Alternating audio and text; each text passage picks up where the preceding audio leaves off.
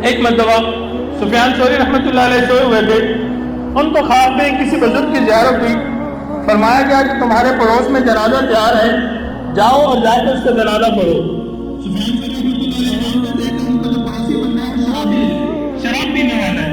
अब वो उठ तो गए लेकिन बड़े हैरान, लेकिन फिर दिल में ख्याल आया कि हो सकता है कोई वजह हो जिसकी वजह से उसकी तौबा कबूल हो चुकी हो।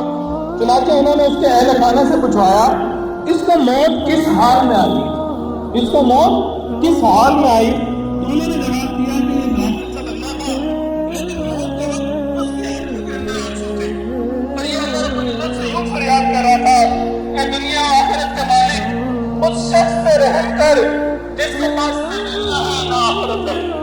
फरमाते हैं उसने ये आजिज़ी का मुजाहिरा किया, अल्लाह रब्बुल इज्जत ने उसके आखिरी लम्हात की आजिज़ी को कबूल फरमाते हुए उसके गुनाहों को माफ फरमा दिया।